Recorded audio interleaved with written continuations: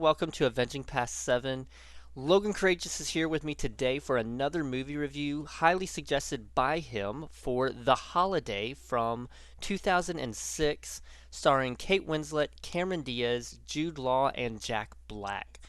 So I will say that this was an interesting movie to watch after watching Die Hard last week, with such heavy action and explosions to your Hallmark style love romance holiday movie. Please don't let me die.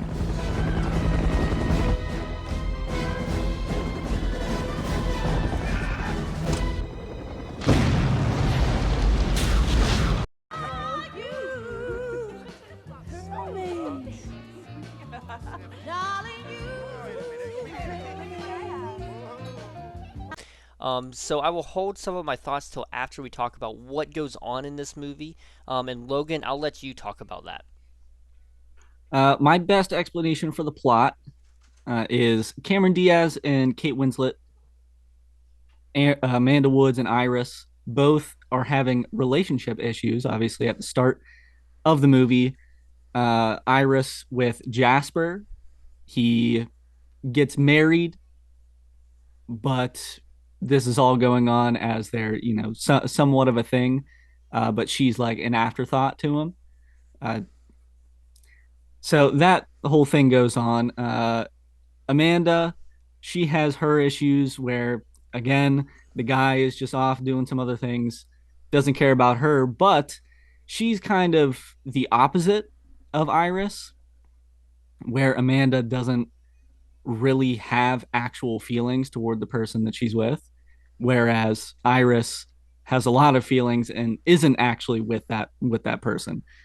Uh, so the idea of the holiday is they both go online and they're on, this is the weirdest thing in the world and is not realistic whatsoever, but a home exchange website where they will swap homes for like a week. It is longer than a I week, I think it was believe, two but weeks in the movie. yeah. And so they somehow connect that way and they swap houses. So And cars Iris, and pets. yes, they just leave the pets. Iris, she goes to LA and Amanda goes to England, I believe Surrey in the movie. Hmm. And so they swap places for the 2 weeks, spend Christmas in those places. And in that time, they both get over the man that they were with and find a new man in the process, to keep that part of it short. But that is essentially the plot of the movie. Yeah. Very interesting, but it's weird how it worked out, but I think it worked out well. Yeah, it works out for them well, and I would say there wasn't anything, I think, specific in the story that I really pointed out and said that I don't like that or keep moving on or anything like that. Um, I would say almost everything that went on with Jasper, I just didn't care about. Mm-hmm. Um, and that one was Amanda. No, that one was Iris. No, that's Um, Iris. Yeah. which like Iris's character, like I could, enjoy her story, like what was going on with her, but like with anything like whenever it was a scene with Jasper, I was like, I just didn't care about Iris. I just don't, care about any of these scenes with Jasper in it. Um, However, to start with my thoughts on the opening of the movie, I really enjoyed the opening monologue. It really reminded me of like Pride and Prejudice and the old classic love story books. Mm-hmm. It really helped set the scene of, okay, this is what I'm getting into. This is the kind of story I'm going to be watching for the next 2 hours. And I really like Pride and Prejudice as the book. Um, I've read it like 5 or 6 times now, and so like I can having that kind of connect me to that old story that I like helped me kind of get ready for what I was jumping into. Mm-hmm. Um, Yeah, I think that opening monologue I was also going to talk about. I think it's a perfect start to it. Yeah. Because you talked about Jasper and not being interested in anything that he's in, which seemed like I feel like he's intentionally uninteresting because we see him as uninteresting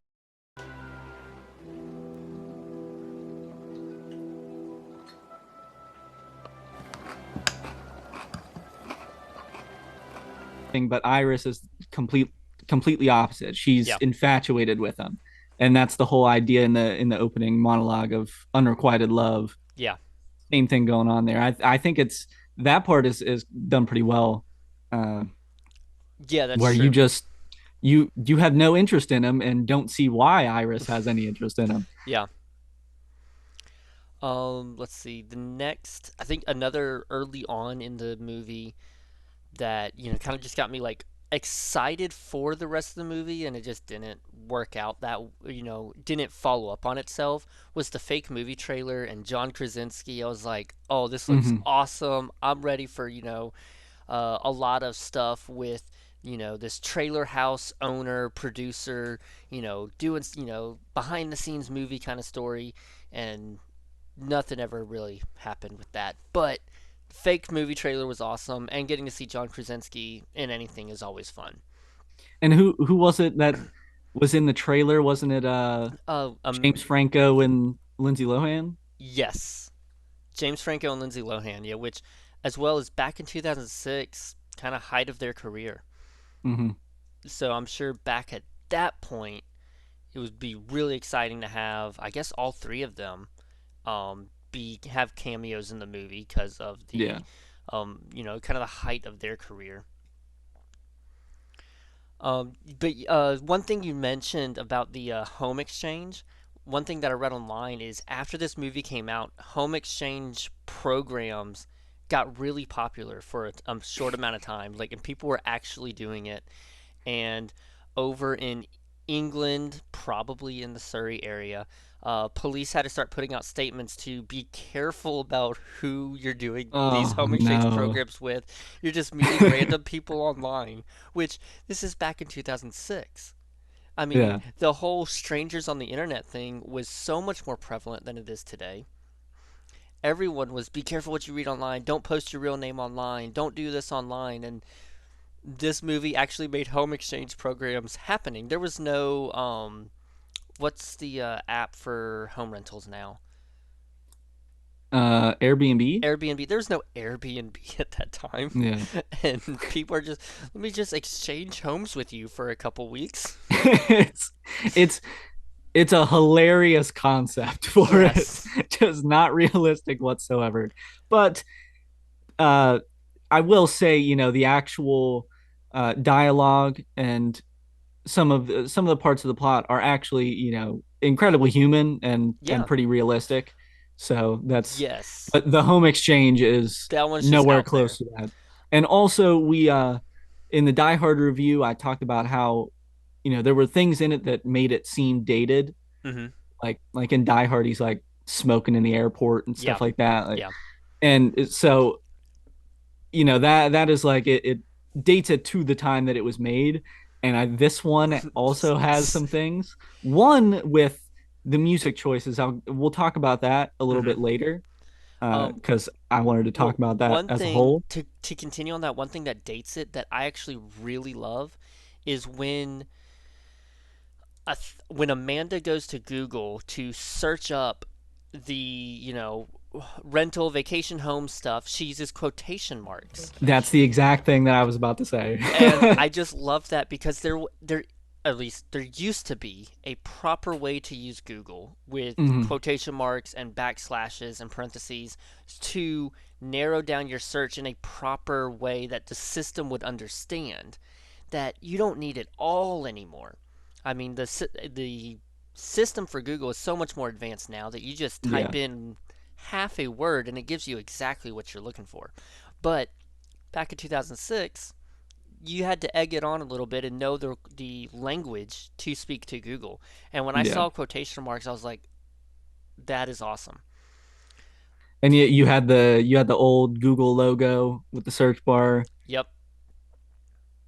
And then even when it shows Iris's computer with the actual home exchange program, like it's not Amanda was doing it in browser, Hmm. but Iris had like a whole separate thing downloaded Yeah, for she it. did. And Oh, I it forgot and it about looked that. She had a and it whole application downloaded. yeah, and it looked like a house. Like the way it was, but it didn't have like any defined edges. It No. literally looked like her desktop background. Yep. And I thought it was so funny Oh when I was man. looking at it. Which, going back to that same scene, that got really dark really Oh fast. yes, yeah, That, I mean, like, okay, making tea, you're upset, making tea, and it's like, oh, let me just keep the gas burning and breathe it yeah. in for a little bit. It's like, that got really dark. It's like, I was not ready for that. I watched Die Hard last week. Die Hard's not even that dark. Okay, don't say that. That's I don't know it, I'm telling you. Get on the jet to Tokyo and ask the chairman. I'm telling you, you're just gonna have to kill me. Okay. I mean, there's fighting. There's some gun action scenes, but I don't know. I just wasn't yeah. ready for it. And then you mentioned music, because that was exactly one of my notes. Hmm. Is Mr. Brightside. That I have my whole screen just turned white because I pulled up a different tab. I have the entire thing of music, every single song that is put in Oh, this. I think cool. it's all done super well because you've got like exactly like you said, you've got Mr. Brightside, you've got which that was Amanda putting it on in Iris's home. Yep. And then Iris and Amanda's home puts on Are You Gonna Be My Girl by Jet, I another was trying to classic remember the song. name of that one. I easily recognized it. Yeah. Couldn't remember the Which name. again, that's just they came out just a couple years prior to the movie coming out. They were Yeah. obviously huge. They're still huge now. Um, then you've got, you have all the Christmas songs that are used throughout it, which I think are done pretty well, like in moderation. You've got them at certain points. Yeah, the Um, music did not feel like a Christmas music playlist, which no. some movies go just totally over the top with it. Some movies find a good middle. This one I would say is below a good middle, but like it was sprinkled in there. Yeah, because you've got, all of the Hans Zimmer production throughout it as well. Yeah. That is like it gives it some sort of Christmas type feel, Mm-hmm. but it's also just not. It's a weird in between, like you're saying. It's not full on Christmas type stuff, but Yeah. it's not. It strays away from it a lot. You've also got these are just two songs I wanna highlight just because of this movie. I actually listen to them quite frequently, Okay. which would be "Let Go" and "Just for Now" by Imogen Heap. Which "Let Go" is the one where Amanda comes back. She leaves the airport, comes back, and meets Graham in the bar. Okay. That's that whole thing when it's coming on, when it's just the music playing and he's looking around for her, doesn't see Yeah. her, then Yeah. yes, that part. And then "Just for Now" is toward the end of it when they are in the bed, you know, doing Okay. that sort of stuff, and Yeah. it's toward the end of that scene. That's uh but yeah, those two songs I just wanted to highlight because I legitimately listen to them frequently Mm-hmm. because I heard them in this movie. Yeah. Getting towards the end of the movie, I believe it was Amanda and Graham that got together. Yes. Okay, so Amanda and Graham start getting together. They're going on their dates, learning who the other one is, and finally she comes to his house. Starts saying that she wants to get together, and finds out that he's having dinner. He has got someone else in the house. So immediately alarm bells start going off. She thinks that he's just inviting other girls around, and comes to find out he has two daughters.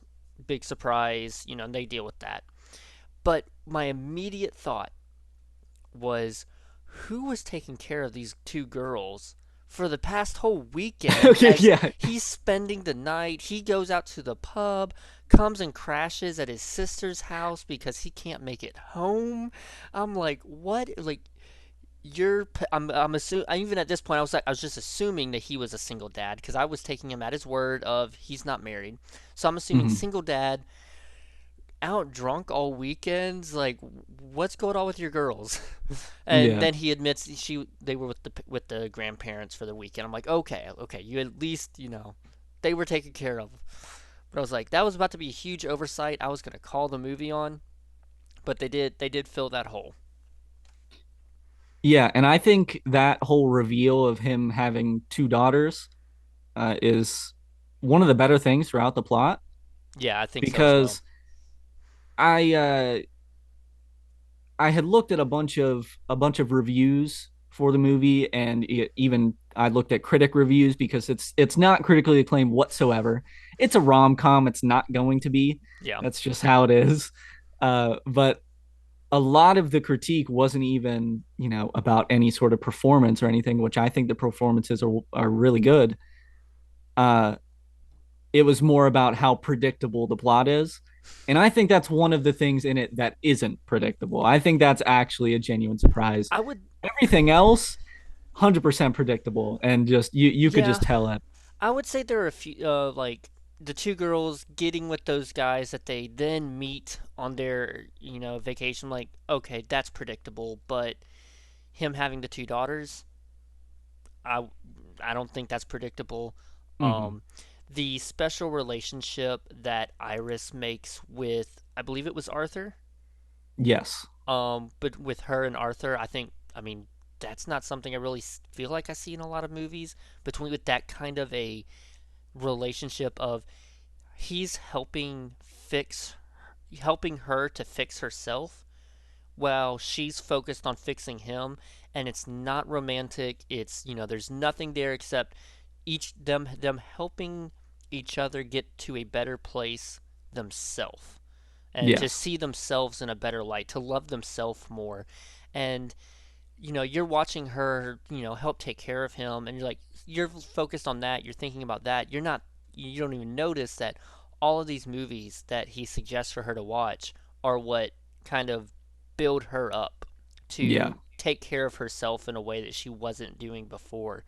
And I think that's that I think is like really relatable for a lot of people because a lot of people are going to read a lot of books, fantasy books, and they're like going to see themselves in that book and want to aspire to be like their hero from the book, from the TV show, from the movie, from the video game.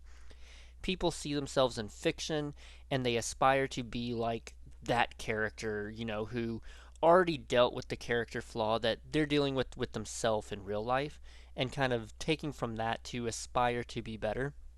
And so I thought that was really cool part of the movie that doesn't get touched on a lot. Didn't, wasn't a big Yeah. part.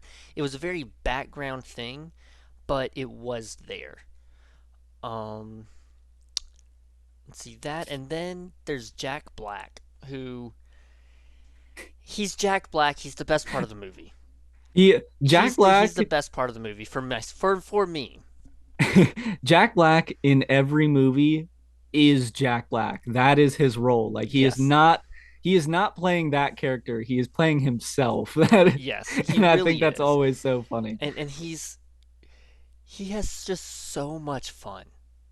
I Hmm. mean that scene with the scene in Blockbuster where he just starts singing every song he can remember as he just randomly picks up movies. It's just I wouldn't be surprised if he didn't even need a script for that. I feel like he could just Yeah. actually do that. Then he's got the nod to Hans Zimmer in there, No, who actually. no, that was not Hans Zimmer. Well, there was I think a couple Hans Zimmer nods in that, but we'll we'll start going into our behind the scenes, tips and trivia, Mhm. and I have it here because I loved this. So it was a nod to Dustin Hoffman, who is another composer, and on an episode of The Tonight Show with Jay Leno, Dustin Hoffman said that his cameo in the film was unplanned and not scripted.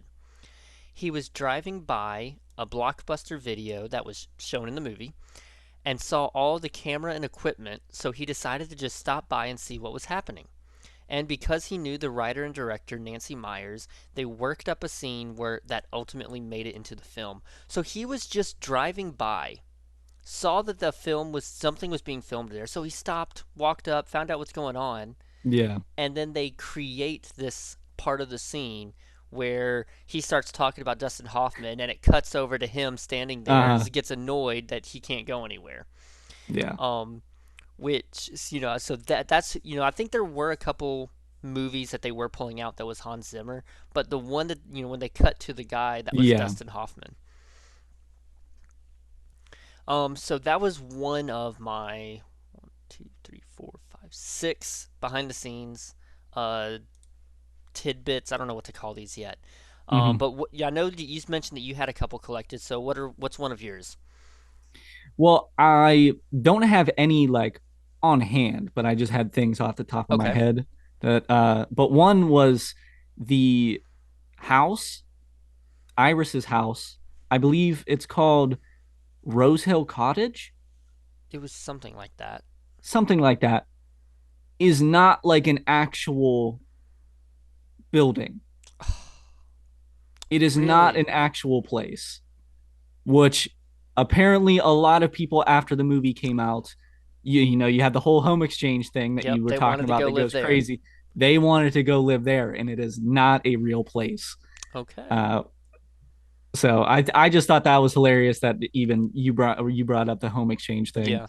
Uh, I can bounce off of that a little bit. This is not one of mine that I copied down, but I do remember reading earlier today that while it would look like Iris's home is so much of a lower status than Amanda's, Iris's home would actually be worth more money than Amanda's home because of its I think age and how they wouldn't make stuff like that anymore, but in whatnot, it would actually be worth more on the market than Amanda's house would be.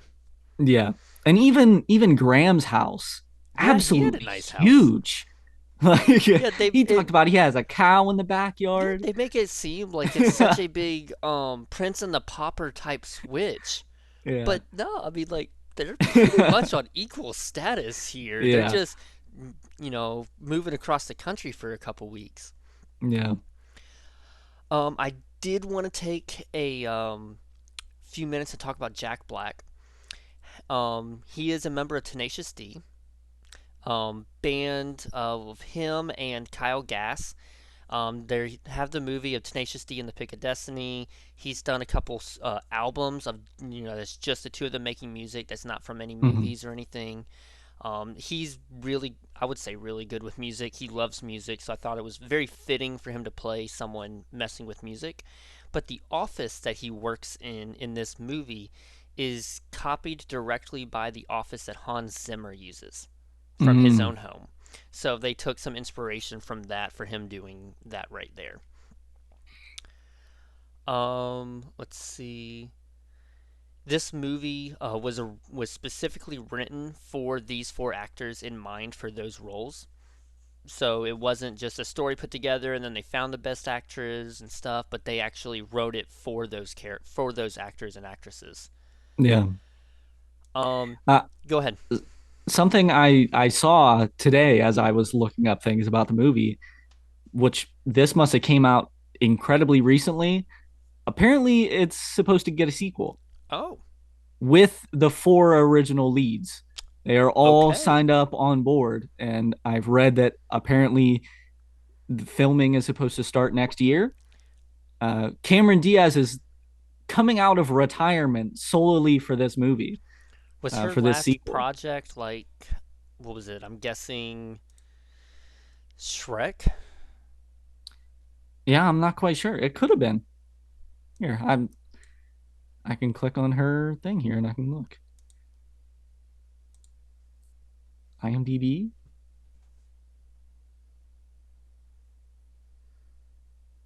Looks like Annie from 2014.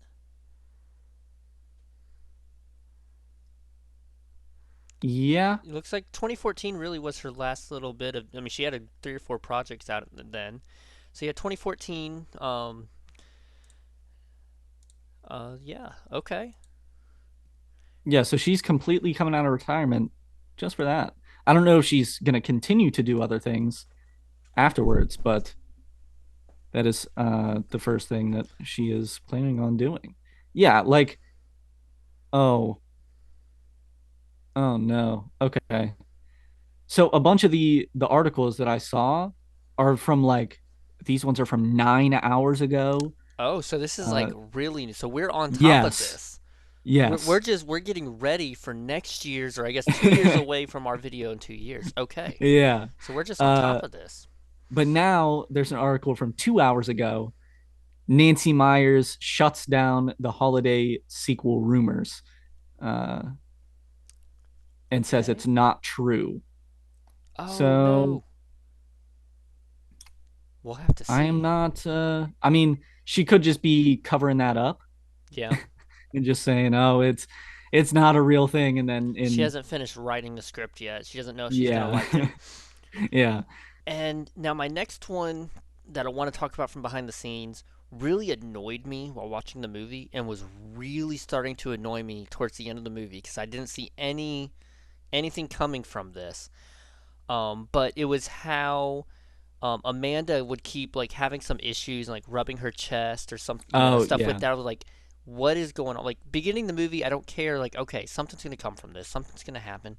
Nothing ever happens with it. She, keeps having these moments where she has to catch her breath, rub her chest, and like nothing. Never goes to the doctor. Nothing ever happens with it. And thankfully, I found out why.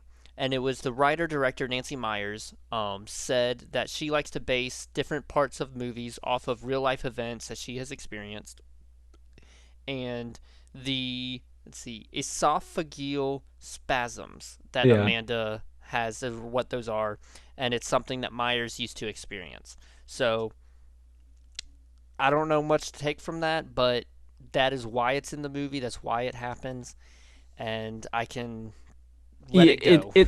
it seemed to be something where she has the whole thing. This comes back to the things that are somewhat predictable about the movie, is her Amanda talking about how she can't cry, and Yeah. she breaks up with the boyfriend at the start and doesn't cry, and he even mentions it, like, do you even care, Yeah, they you're not even do. crying. uh Talks about it with Graham, how she hasn't cried since she was 15, since her parents broke up. And then eventually, as she's leaving Graham for what she thinks is the final time, then she ends up crying. But I think it's that sort of thing where she can't cry, so she's having the esophageal spasms that Okay. she actually says that at the start. Does she? I I don't couldn't know if even. you I did saw that. not Yeah, pick up on that. it's when her and the boyfriend at the start are talking, and she's like sort of trying to cry, and then she starts holding her chest. She goes, "Oh, Gotcha. Okay. esophageal spasm." I'm like, "All right." Yeah. And my last one, because I'm always probably going to have something to say about Harry Potter. Um, Here's something that I was specifically looking for this and didn't catch it, even though it was in the movie. When Amanda goes on her flight across over to England, there's a whole stack of books that she has stacked up next to her because she talked about wanting to read an actual book. And I actually went, and now I didn't pause the scene, which I probably should have, but I didn't, to see, do I know any of the books. Mhm. I didn't catch it, but the first book from Harry Potter was in the stack. Harry Potter and probably the Sorcerer's Stone, but I would call it the Philosopher's Stone. Um, but the first Harry Potter book was in that stack. And so, like there was a, small call out to that, which she's going to England, perfect book to read. But what no one at the time would have known, 12 years later, Jude Law would play Albus Dumbledore in Fantastic Beasts and the Crimes of Grindelwald. Mm. So it starts with just a little book nod that probably nobody picked up on, or very few people would have picked up on, to, Jude Law is now a Harry Potter reference, even, even if very small, just because of that. Yeah. Which I loved him as, I really liked him as Albus Dumbledore, and I really liked him in this movie. I thought he did, played a great role. Yeah, I think he Um, has the best performance, to be honest. yeah, Uh, because Jack Black has a great performance, but he's more of, like I said, he is he's being himself. Jack Black. Yeah. Yes. So I think Jude Law does a good job fitting Graham in the movie. Yes. So I will say it came out in a time that something I think that is super hilarious about the movie as a whole is in the movie. Obviously, Arthur is this whole uh, writer Yeah.